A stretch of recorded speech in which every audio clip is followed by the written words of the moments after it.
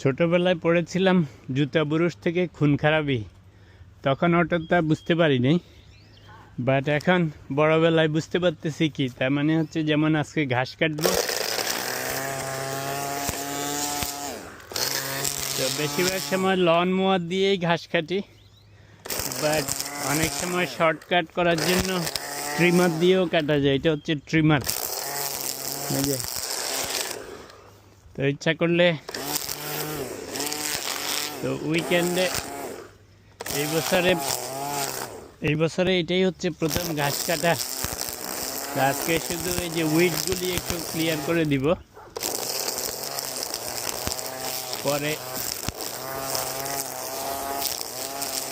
পরে loan mower দিয়ে ভালো করে ঘাস কাটতে হবে। এই ইয়েলো ফুলগুলি সুন্দরী, কিন্তু এটারে যেহেতু ফ্রি উঠে সবাই উইড মনে করে।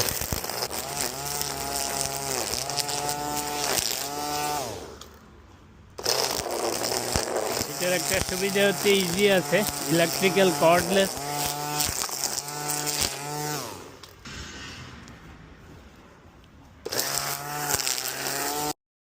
এখনো অনেকখানি আছে, ইয়েলো সবগুলিকে কাটতে হবে। এদিকে আবার সরকারি কনস্ট্রাকশনওয়ালারা এসে কিছু ফেলে গেছে রাস্তার কাজের, কবে নিবে আল্লাহ জানে। তো অনেকখানি কাটা হয়েছে, এই পাশ শেষ, এখন এটা ফিনিশ করব।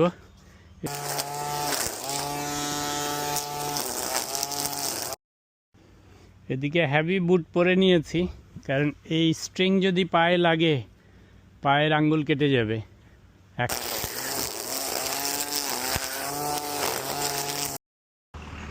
সবসময় যে শখে কাটতে হয় তাও না, আপনি যদি উইড পরিষ্কার না করেন বড় হয়ে যায়, আশেপাশের বাড়ির লোকরা কমপ্লেন করলে আবার সিটির থেকে এসে পেনাল্টি দেয়, ফলে না কেটে উপায় নেই। ওকে, সো ফ্রন্ট সাইড মোটামুটি ডান। এখন এই যে এই অংশটুকুন করব, এটা দুই বাসার মাঝখানে। তা আমার নেইবাররা আবার খুব বেশি করতে চায় না এটা, তা আমি করে দিই। আচ্ছা, এত হিংসুটে হইলে তো হবে না, রাইট? তো এটা হচ্ছে আমার ব্লোয়ার, যেহেতু চারিদিকে ঘাস টাস উঠে আছে, এটা দিয়ে এখন একটু ব্লো করে দিব। সুবিধা হচ্ছে এটাও কর্ডলেস, যে নাইস। এখানে যে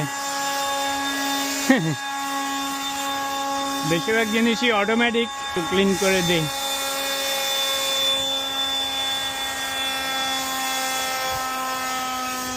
কিছু রয়ে গেছে, বাট পরে আজকে টায়ার্ড হয়ে গেছে। এবার এই পাশটা করে দিই।